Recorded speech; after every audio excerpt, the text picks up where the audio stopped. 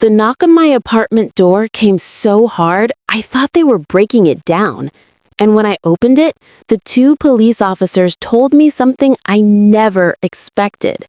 My own sister had accused me of stealing $2,100. My heart froze. How far would she go to punish me for simply saying no? The morning of graduation smelled like fresh cut grass and cheap coffee. Michigan Stadium's lawn was already dotted with black gowns by 8 a.m. Parents clutching programs and balloons, the marching band warming up somewhere behind the scoreboard.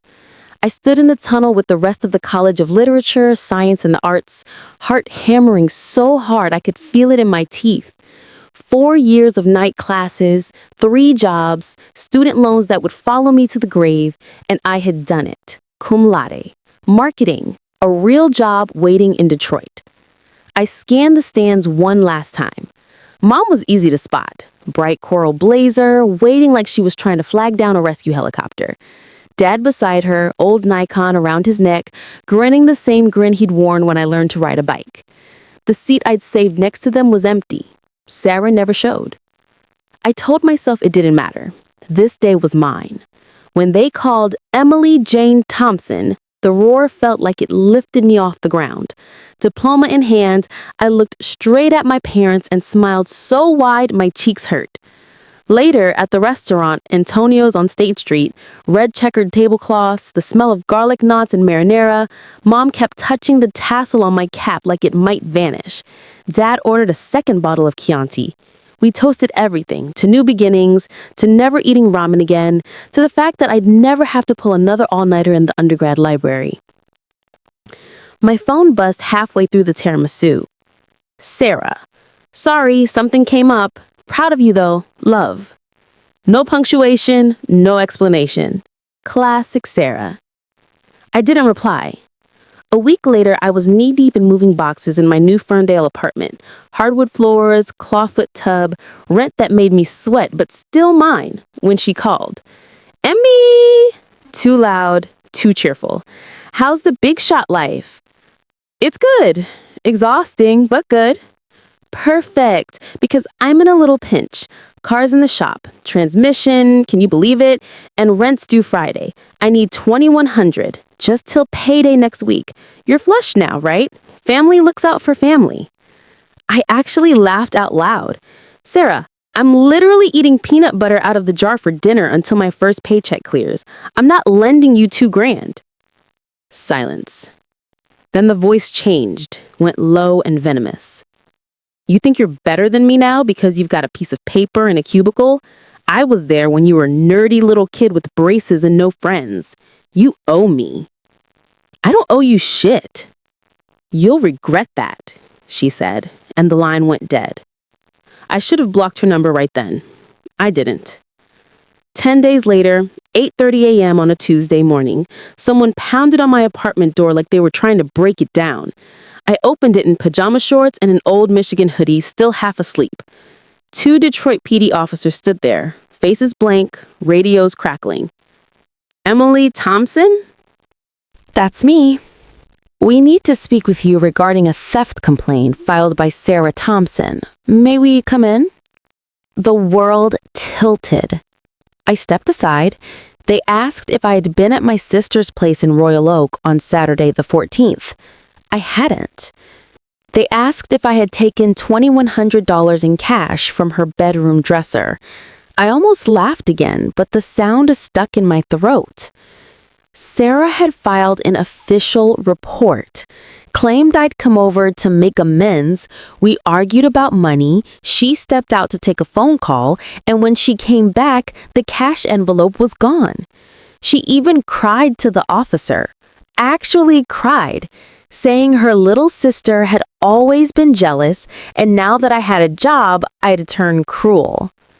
They searched my apartment, politely but thoroughly. Under the mattress, inside cereal boxes, the freezer. Found nothing, of course. I showed them my ring footage of me coming home alone Friday night and not leaving until Monday morning for work. Showed him the Amex receipt from Target on Saturday afternoon, time-stamped selfie with my new work friends at noon. The officers left with apologies and a case number. But the damage was done. My new boss got a call from someone concerned about my character. A cousin texted me asking if I really stole from family. Mom left 4 voicemails that all started the same way. Honey, Sarah's very upset. I sat on my kitchen floor that night with a bottle of cheap red wine and realized something ice cold. Sarah didn't just want money. She wanted to punish me for saying no, for having something she didn't, for growing up when she refused to. That was the moment I stopped being the good sister. I started quietly. First, I called Mom and asked for Sarah's new address. She'd moved again. 3rd time this year. Mom gave it to me without hesitation. She was still hoping we'd work it out. Then I drove to Royal Oak on my lunch break and parked across the street from Sarah's building. Waited. She came out at 2:17 p.m. wearing sunglasses big as satellite dishes, climbed into a brand new white Jeep Wrangler, definitely not the broken Honda she'd cried about, and drove off. I followed her. She went to the Somerset Collection, parked in the valet section, handed the keys over like she did it every day, spent 3 hours shopping.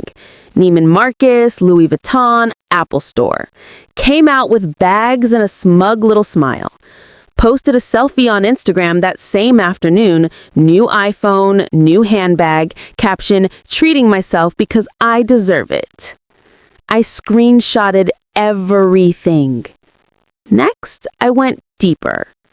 Created a fake Facebook profile, pretty brunette named Jessica Carter, who'd gone to high school with Sarah, and sent a friend request. She accepted within minutes. People who need a constant validation always do. Her page was a gold mine. Photos from the exact weekend she claimed her car was broken, partying in Chicago the day of my graduation, GoFundMe from last year titled Help Sarah Beat Pantser that raised $4,300 and then quietly disappeared when someone asked for medical proof. Comments from old coworkers calling her out for stealing tips. A post from 3 months ago bragging that Mom and Dad bought her the Jeep because they know who the real star is. I printed everything. Organized it into a folder labeled The Real Sarah. Then I called her. She answered on the first ring, voice syrupy. Changed your mind about that loan, Emmy? Meet me at Bigby on Woodward tomorrow at noon. Come alone.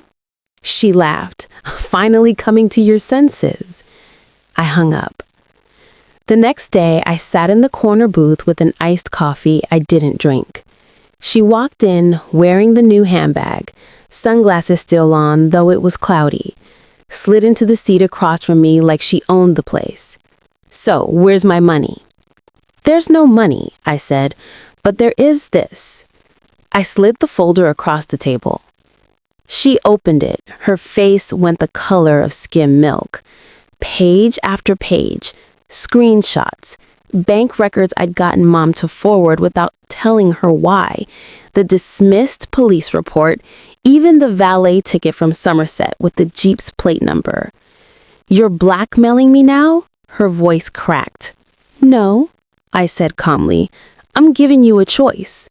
You're going to write a letter, handwritten on paper, to Mom, Dad, Aunt Linda, Uncle Rick, and every cousin you've ever borrowed money from.